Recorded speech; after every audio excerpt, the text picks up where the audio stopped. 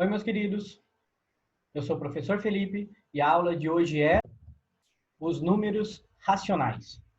Vamos lá? O que são os números racionais? Olha que linda definição. Números que podem ser escritos na forma de fração de inteiro por inteiro não nulo. Vamos repetir? É todo número x igual a A sobre B, fração, onde o A é um número inteiro e o B também é um número inteiro não nulo. Fechou? Então, todo número que pode ser escrito na forma de fração, sem usar a vírgula. Legal? O importante aqui é entender que números são esses. Os números racionais, eles podem ser natural, certo? Todos os naturais são racionais. Aquele exemplo, 2, 5, 20, certo? Os números inteiros são todos racionais. Um exemplo, aquele menos 3, menos 8, menos 15, certo? Os positivos também. Aí também podem ser os decimais exatos. Quais são os decimais exatos? Aquele que termina em algum número. 4,6, 6,15, 18,93, certo?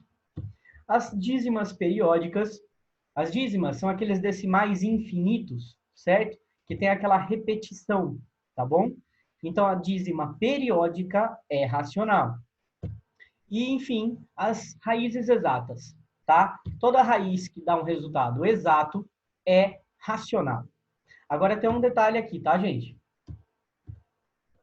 Perdão, e as frações, né? As próprias frações, de inteiro por inteiro. Agora, tem um detalhe aqui sobre as raízes. Toma cuidado para não confundir raiz exata com raiz inteira, tá? São coisas distintas. Vamos aos exemplos aqui, ó. Raiz de 81, ela é exata, é 9, porque 9 ao quadrado é 81. Além de ser exata, também é inteira, porque 9 é um número inteiro. Agora, olha essa. A raiz de 42,25 é exata, porém o resultado não é um número inteiro. Então, cuidado para não confundir, tá? A raiz de 42,25 é exata, então é um número racional. Agora, outro exemplo, raiz de 52 não é exata, certo? Logo, não é racional, tá? Ela vale aproximadamente 7,21, mas o que importa agora é entender que ela não é um número racional, porque não é exata. Legal? Próximo item, as transformações. Como que eu transformo uma fração em um número decimal? Professor, isso eu já aprendi no ano passado, isso é fácil. É fácil, é só dividir o de cima pelo de baixo, o numerador pelo denominador. Vamos aos exemplos? 3 quartos, se dividir 3 por 4, dá 0,75. Professor, não sei fazer essa divisão. Então, isso é um assunto para outra aula. De divisão, a gente conversa depois. 7 terços é 7 dividido por 3. Isso dá 2,333, que é uma dízima periódica. Essa dízima periódica também pode ser representada com esse tracinho em cima do período, certo? Do número que está se repetindo. Então, esse é um decimal exato, porque na hora que eu efetuei a divisão, eu cheguei no resto zero, e embaixo eu não consigo chegar nesse resto zero. Nós temos um decimal infinito, chamado também de dízima, e essa dízima é periódica, certo? Muito bom. Vamos à segunda situação, que é transformar de decimal exato em fração. Eu vou voltar agora. Para transformar o decimal exato em fração, a gente vai usar as potências de 10, certo? Então, olha só. Eu vou escrever o número sem a vírgula aqui no numerador e as potências de 10. 10 elevado ao número de casas decimais no denominador. Vamos entender melhor com o exemplo? Vamos lá. Olha só, 0,23 eu tenho duas casas decimais, que é o 2 e o 3. Então, porque tem duas casas decimais, eu elevo 10 à segunda aqui no denominador. 10 à segunda é 100. Então, outro jeito legal de pensar é que o número de casas decimais é exatamente o número de zeros no denominador. Outro exemplo, olha só. 4,7 é só uma casa decimal, que é o 7. Então, eu tenho só um zero no denominador. Então, fica fácil. Ó, 0,492, eu tenho 3 casas decimais, 3 zeros no denominador. Só que daí é importante você lembrar que dá para simplificar, né? Aqui eu posso simplificar por 4 e eu chego no 123,250 avos. Outro exemplo? Aqui, ó, 2 casas decimais, 2 zeros no denominador. Então, o número sem a vírgula aqui em cima, o número de casas decimais é o número de zeros no denominador, e aí eu vou simplificar essa fração por 2. Ok? Fácil? Muito bom. Vamos para a próxima? Agora um pouquinho mais complicado, a dízima periódica em fração. Tem várias maneiras, tá, de fazer essa transformação. Eu vou mostrar uma delas. Primeiro, você vai identificar o período e excluir a repetição. Daqui a pouco, no exemplo, fica mais fácil de entender isso. Depois, você vai escrever no numerador o número sem a vírgula, menos, então você vai subtrair, o número sem a vírgula e sem o período. E para finalizar, você vai escrever no denominador o número 9, certo? Quantos algarismos 9? O número de algarismos corresponde ao número de algarismos no período da dízima, certo? Seguido de um algarismo 0 para cada algarismo à direita da vírgula e fora do período. Professor, não entendi nada. Bom, acho que com o exemplo vai ficar mais fácil. Se precisar, volta o vídeo nesse texto aqui, tá? Vamos lá? 0,22222, uma dízima periódica. Identifica o período. Qual é o período? Professor, o período é o 2. Legal. Você vai deixar o 2 e você vai excluir a repetição. Então, o 2 está aqui, que é o período. Legal. Agora, o que você vai fazer? Olha para o texto lá. Você vai escrever o número aqui no numerador. Você vai escrever o número sem a vírgula. Então, se você tirar essa vírgula aqui, ó, você fica com 0,2. 0,2 é 2, sem a vírgula. Aí, menos o número sem a vírgula e sem o período. O que acontece se a gente tirar o período, que é o 2? Fica só o 0. Então, vai ficar 2 menos 0. E embaixo vai ficar um 9, porque tem um algarismo no período, que é o 2. A gente faz 2 menos 0 e chega no 2 nonos, que é a resposta que a gente chama de fração geratriz da dízima periódica. Verifique sempre se dá para simplificar, tá bom? Próximo exemplo. 0,23, 23, 23. Legal. Identifica o período, que é 23, né? 23 que está repetindo. Exclua a repetição. Agora você vai escrever no numerador, lá em cima, o número sem a vírgula, então é 23. Menos, a gente tira o período, que é o 23, e fica só com o 0. Então, 23 menos 0, tem 2 algarismos aqui no período, 2 noves aqui no denominador, 99. Você não faz conta com os noves, é um 9 seguido do outro, normal, 99, 999, assim por diante. Então, 23 menos 0, 23, 99 é a nossa dízima, é a nossa fração geratriz da dízima. Vamos ao próximo exemplo. Qual que é o período agora? O período é o 7. Deixa o 7 e exclui a repetição. Agora, próximo passo, o número sem a vírgula é o 47. Menos, tira a vírgula e tira o 7, que é o período, vai ficar o que agora? Agora é o 4 que a gente vai subtrair. E o denominador? Não tem só um algarismo aqui no período, que é o 7? O 4 não é período, toma cuidado. Então, o período é o 7, então é só um 9 no denominador. Pronto, 47 menos 4 sobre 9. 47 menos 4 subtrai 43 sobre 9. Bom, muito bom. Vamos para o próximo? 5,25555. Quem é o período? Cuidado com esse 2 aqui, ó. Ele não faz parte do período. O período é o 5. Deixa o 5 e tira a repetição. Agora nós vamos escrever o número aqui sem a vírgula. Então é 525. Menos, qual é o período? O período é o 5, apenas o 5 que a gente vai tirar. Tirando a vírgula e tirando o 5, qual é o número que a gente vai subtrair? 52. Pensou certo? Parabéns. Então, vai ficar 525 menos 52, dividido por quanto agora? Esse 5 aqui que está no período, então é um 9 no denominador. E agora tem um 2 aqui à direita, que não faz parte do período. E por causa desse 2, a gente coloca um 0 no denominador. Olha aí a nossa conta. 525 menos 52 sobre 9. Voltando então, esse 2 aqui faz a gente colocar esse 0 aqui, certo? Porque só tem um algarismo no período, então é só um 9 no denominador. Fechou? Tudo certinho, gente? Posso continuar? A gente vai cortar, então, esse 525 subtrai o 52, 473 por 90, que não dá para simplificar. Legal? Outro exemplo? Vamos lá, 4,2144.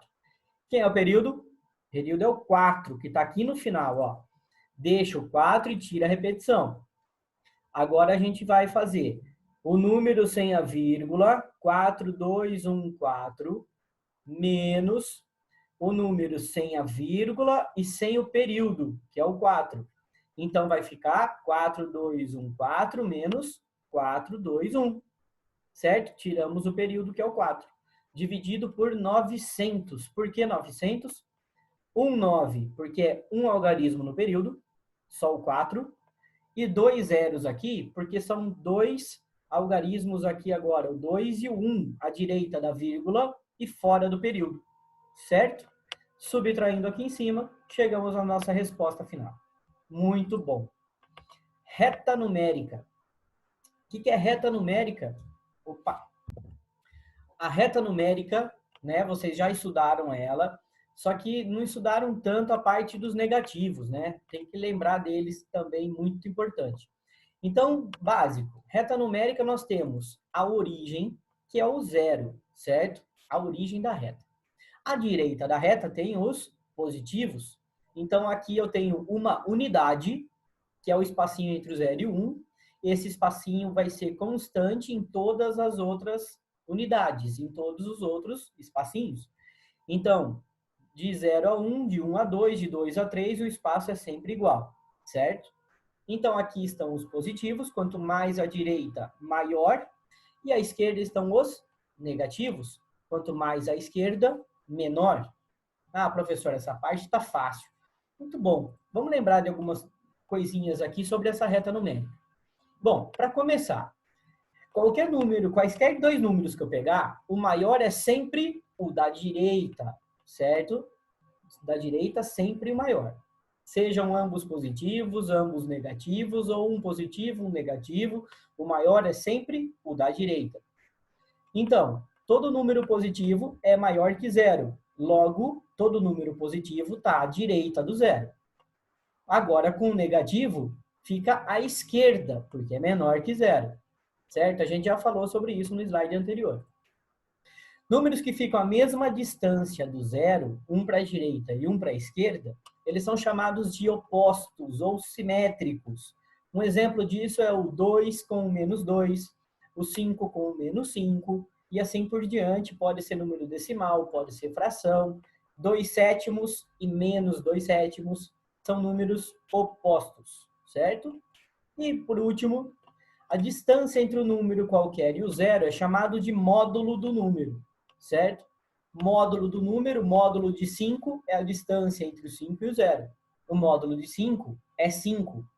Lembre que distância é sempre positiva. Então, se eu perguntar qual é o módulo de menos 8, é a distância entre o menos 8 e o zero. Essa distância é 8 positivo. Então, o módulo de menos 8 é mais 8. Legal? Vamos lá? Vamos trabalhar um pouquinho com essa história de localizar pontos, né? Localizar valores na reta. Cada ponto representa um número. Todo número que está aqui está representado em algum ponto da reta. Vamos começar? Onde que está o menos 1,9? Bom, sabendo o que é menos, a gente sabe que está para a esquerda do zero. Aqui está o zero, aqui está o menos 1, aqui está o menos 2. Onde está o menos 1,9? Está pertinho aqui do menos 2, ó. É o E, certo? Vamos de novo. Quanto que é 1,75? Onde está o 1,75? Bom, se é positivo, está na direita. Aqui é o 0. Aqui é o 1. Então, aqui estão os números entre 0 e 1. 0,1, 0,4, 0,9. Não está aqui, né? 1,75 está entre o 1 e o 2. Aqui a gente está bem no meio, ó, entre o 1 e o 2. No meio é o 1,5. Então, tem que estar um pouquinho para lá, no A, certo? Aqui está o 1,75. Tá bom? 5 oitavos. 5 oitavos, e agora, professor? Bom, tem duas técnicas. Ou você divide por 8 a unidade e pega 5 partes, ou você divide o 5 por 8. As duas formas estão corretas. O que importa aqui é você saber que isso é menor que 1, certo? 5 oitavos é menor que 1. Esse está no F aqui, ó. Se você dividir em 8 partes e pegar 5, você passou um pouquinho da metade, certo? 0,625. Legal? Menos 7 sextos. Está onde agora esse? Bom, se eu dividir 7 por 6, vai dar 1, alguma coisinha, certo? 1,16. Só que é negativo, cuidado que é negativo. Então, a gente vai procurar ele lá na esquerda do zero. Então, menos 1, um pouquinho mais, certo? Ó, 0, menos 1, estou aumentando para a esquerda aqui, certo? Eu estou aqui no B, certo? Menos 7 sextos. Legal. 3 meios. Se eu dividir 3 por 2, dá 1,5. Ah, a gente já falou sobre ele, né? Tá aqui entre o 1 e o 2, tá bem na metade. Ele é o H. 11 dividido por 4 dá quase 3, né? 2,75. Bom, 2,75 negativo.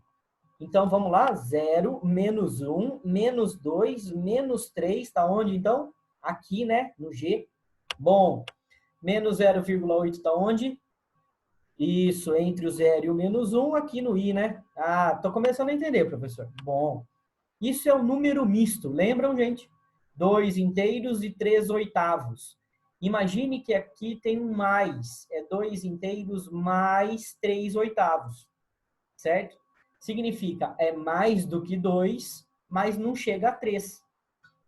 Então, 2 inteiros eu tenho aqui, o 3 está aqui, 2 inteiros mais 3 oitavos chega no J. Muito bom. Agora aqui, menos 2,125, tá ficando fácil, né? Tá acabando as letras. Então, eu tenho menos 2 aqui, menos 2,1, um pouquinho depois, né? Aqui no D. Finalizando, 11,25 é quanto? É menos do que 1, né? 11 dividido por 25 vai dar quanto, gente? Muito bom. Estamos aqui no C. Beleza. Vamos continuar? Como que eu comparo números? O que significa comparar números? Significa saber se eles são iguais ou não. Se não são iguais, então tem um maior que o outro, certo? Essa é a ideia de comparar números. Para comparar números, eu tenho algumas opções, né? Estamos falando de números racionais. Eu posso trabalhar com frações de mesmo denominador, posso trabalhar com frações de mesmo numerador, eu posso trabalhar com decimais, eu posso trabalhar com reta numérica, que a gente acabou de trabalhar no exercício anterior. Quanto maior o número, mais a direita. Então, eu tenho ali os números de ordem crescente, bonitinho. Bom, aí eu tenho algumas opções aí que não vai valer a pena comentar, tá bom? Mas vamos trabalhar com esses tipos que eu comentei. Primeiro, como que eu comparo duas frações? Como eu sei que fração que é maior que outra? Bom, se elas tiverem o mesmo denominador, a maior fração é que tem o maior denominador. Cuidado com o próximo item, ó. Se as duas frações têm o mesmo numerador, então a maior é a que tem o menor denominador. Isso pode confundi-los, tomem cuidado. Para finalizar, e se as duas não forem nada igual, não tem nem numeradores iguais, nem denominadores iguais. Um jeito de compará-las é transformando esses numeradores e denominadores através do MMC. Bom, vamos lá? Vamos lá. 11 quartos é maior ou menor que 7 quartos? Não tem o mesmo denominador? Então, a maior fração é a que tem o maior numerador. Portanto, a primeira, né? Porque 11 é maior que 7. Então, a primeira fração é maior que a segunda. Outro exemplo? E agora? Agora elas têm o mesmo numerador. Qual é a maior? É a que tem o menor denominador. É a da esquerda, porque 4 é menor que 7. A primeira fração é maior que a segunda. Legal. E agora não tem nada igual. 5, 3, 7, 4, não tem nada de igual. O que eu faço? Eu vou igualar os denominadores. Eu vou fazer o MMC. Qual que é o MMC de 13 e 4? Qual é o número que está na tabuada do 13 e do 4 ao mesmo tempo? E é o menor deles. O menor número que está na tabuada do 13 e do 4.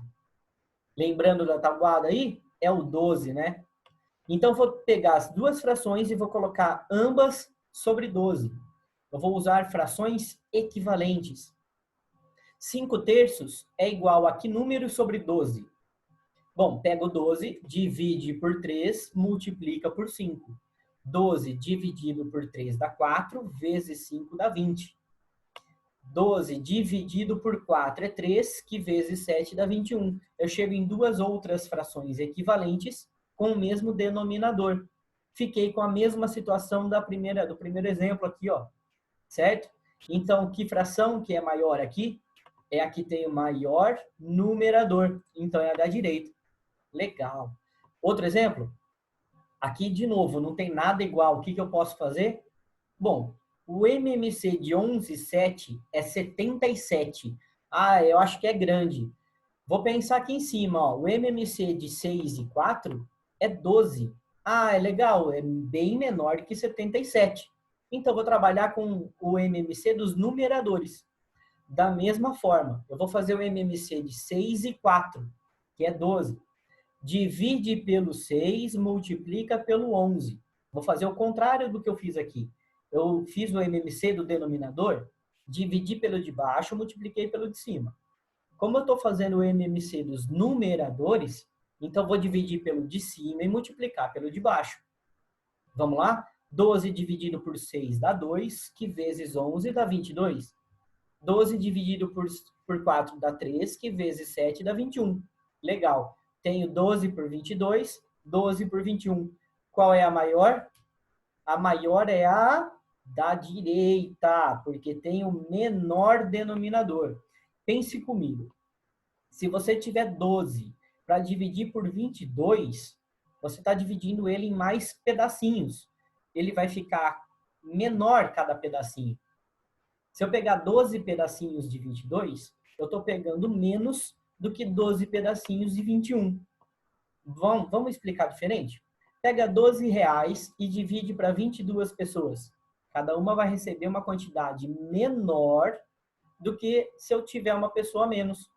Se eu dividir 12 por 21 pessoas, aqui cada pessoa recebe um pouquinho mais do que aqui, certo? Essa fração representa um número maior que essa. Legal? Maravilha. Segunda parte. Como que eu comparo os números decimais? Os números decimais é um pouquinho mais fácil. Não tem conta. É só olhar para o número. Bom, simples. Você vai começar olhando o número à esquerda do igual, que é o número inteiro, certo? Quem é o maior entre os inteiros? Então, aquele maior inteiro vai ser o maior decimal. Ah, professor, mas eles são iguais. Então, você vai ver o primeiro número à direita da vírgula, que são os décimos. Quem é maior? Então, aquele número é maior. Professor, são iguais também. Então, vou para o segundo número à direita da vírgula. Cuidado para não comparar o primeiro número à direita da vírgula com o segundo número à direita da vírgula. Tá? É sempre o primeiro com o segundo com o segundo e assim por diante.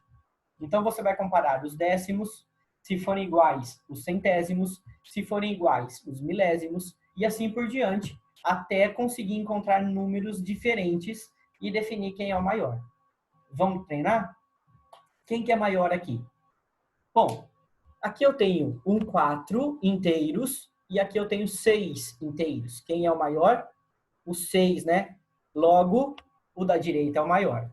Então, professor, eu não preciso me preocupar com o 5, 7, 4, nem com 9, 8? Não precisa. Você não utiliza esses números para comparar. Bom, e se forem iguais aqui, ó, 4 e 4, agora são iguais, o que eu faço? Eu vou comparar o primeiro daqui com o primeiro daqui. Eu vou comparar o 5 com o 9. Quem é o maior? O da direita, né? 9 é maior que 5. Legal. Vamos para outro exemplo aqui, ó. 4 daqui com 4 daqui são iguais? Então, eu vou para o primeiro aqui. 5 e 5 também são iguais. Então, eu vou para o segundo. O 7, que é o segundo da direita da vírgula, com o 3, que é o segundo da direita da vírgula. O 7 é maior que o 3, então o primeiro número é maior que o segundo. Beleza? Próximo. Aqui, 4 e 4 são iguais, 5 e 5 são iguais, 7 e 7 são iguais. Vou ter que ir lá para o terceiro depois da vírgula, que são centésimos. 4 centésimos, 8 centésimos, 8 é maior que 4, o da direita é maior. Agora tem uma curiosidade, ó. Aqui eu tenho 3 números, né, à direita da vírgula, e aqui eu só tenho 2. Eu vou comparar, então eu tenho 4 com o 4, 5 com o 5, 7 com o 7, e eu comparo 4 com o quem? Não se esqueça, quando não tem nada, eu posso pôr 0. Não posso pôr outra coisa, apenas 0. Quantos zeros eu posso pôr? Quantos eu precisar. Depois do último 7 aqui, eu posso colocar quantos zeros eu quiser. Depois do 4 aqui, eu posso colocar quantos zeros eu quiser para comparar esses dois algarismos. Esses dois números, desculpa. Então, aqui eu tenho que o maior é o da esquerda, certo? 4 é maior que 0. Legal? Fácil? Essa parte é fácil, não tem conta nenhuma, não tem que se preocupar com nada, certo? É isso aí, a aula de hoje acabou, certo? Nosso próximo assunto vai ser operações com esses números. É extremamente importante saber operar números decimais, operar frações e também entre elas, quando tiver uma conta que tem fração e tem decimal, saber misturar as duas coisas também é muito importante. Não perca nossas próximas aulas. Um beijo.